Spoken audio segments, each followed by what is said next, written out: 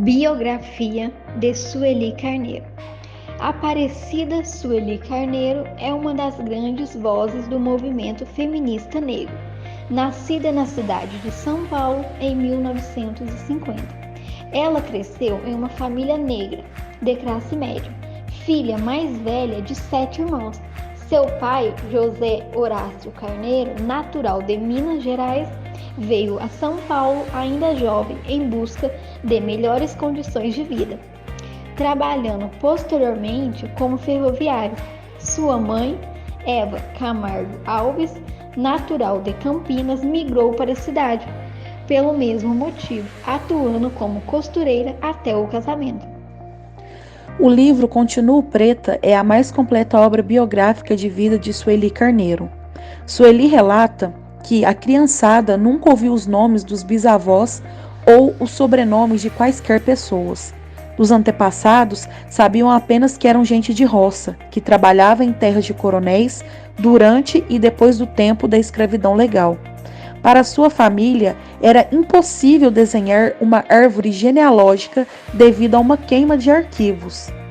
Em 14 de dezembro de 1890, o ministro da Fazenda Rui Barbosa assinou um despacho que ordenava a eliminação dos documentos referentes à escravidão. Segundo ele, a República era obrigada a destruir esses vestígios por honra da pátria e em homenagem aos deveres de fraternidade e solidariedade para com a grande massa de cidadãos que, pela abolição do elemento servil, entraram na comunhão brasileira. Mas a intenção de se apagar esses registros era tudo fachada. A motivação maior para a eliminação desses documentos tinha a ver com o Estado, de não querer arcar com indenizações a fazendeiros que se sentiam prejudicados pela abolição. Eva, a mãe de Sueli, era costureira. Após se casar, se viu obrigada por seu marido a parar de trabalhar e ficar em casa. Ela sempre dizia para as filhas para estudar e não depender de homem para nada, que as meninas nunca deveriam depender de alguém, nem mesmo para comprar as suas calcinhas. E desde cedo, Sueli foi exposta às desigualdades e injustiças enfrentadas pelos afro-brasileiros. Essas experiências a motivaram a se envolver em pautas antirracistas. A ativista, filósofa e escritora começou a refletir desde cedo sobre a influência do racismo. Carneiro foi alfabetizada pela própria mãe e durante toda sua formação básica estudou em escola pública.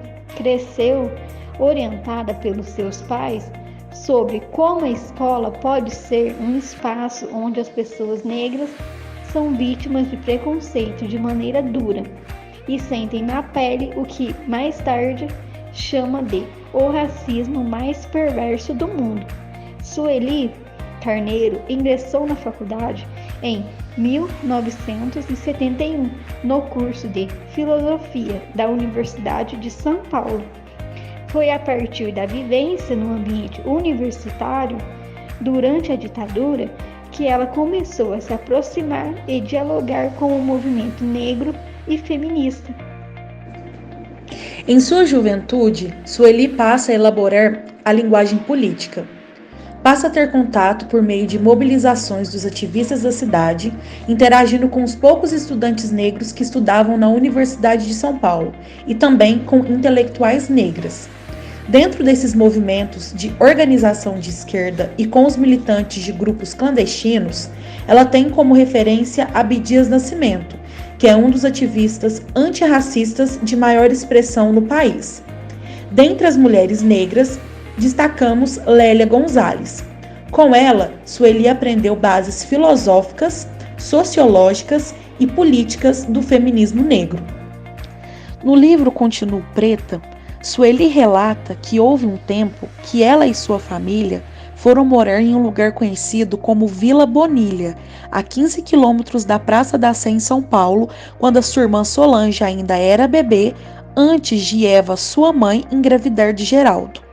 Sueli lembra que era uma via hierárquica. A parte de cima tinha muitas famílias brancas e só uma negra. O meio era misturado e na parte de baixo moravam muitos negros.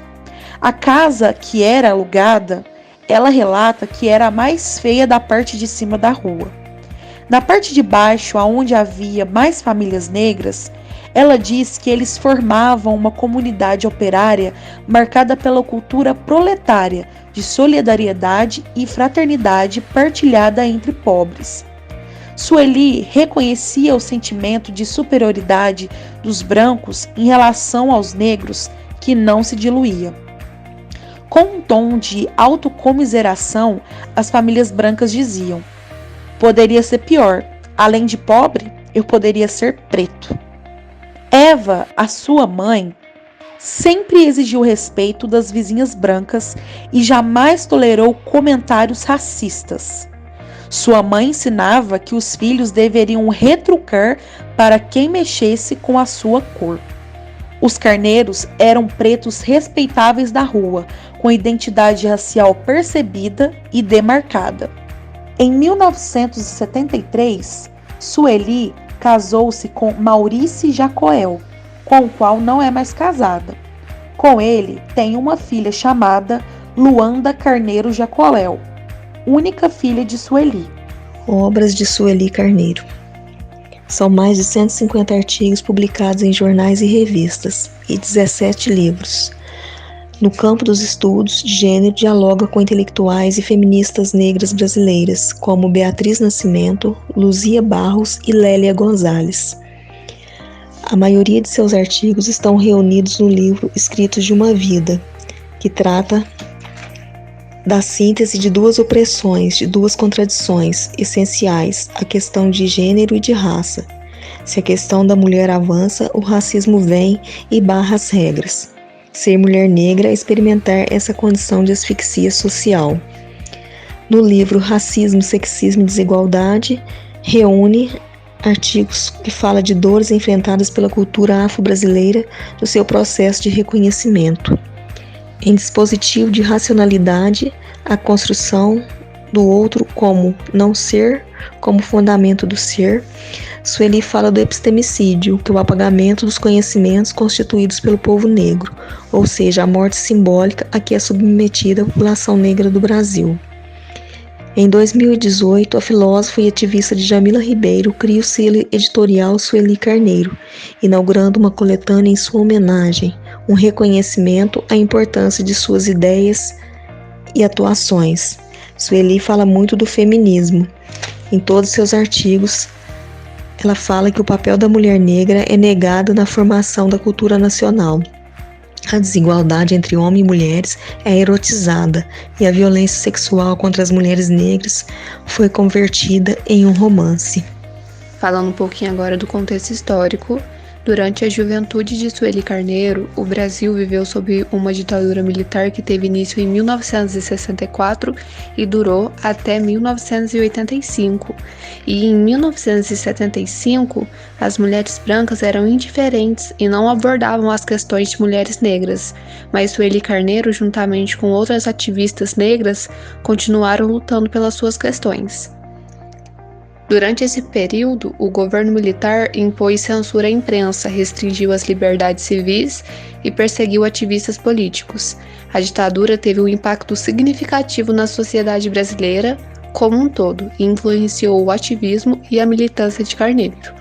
No contexto racial, o Brasil passou por mudanças significativas nas décadas de 1960 e 1970. Nesse período ocorreu um movimento de conscientização e luta contra o racismo do país, com destaque para a animação do movimento negro brasileiro. Sueli Carneiro esteve envolvida nesse movimento e se tornou uma das principais vozes na luta contra o racismo e na promoção dos direitos das pessoas negras. Nessa época, a política nacional, as mulheres negras não existiam como categoria da população.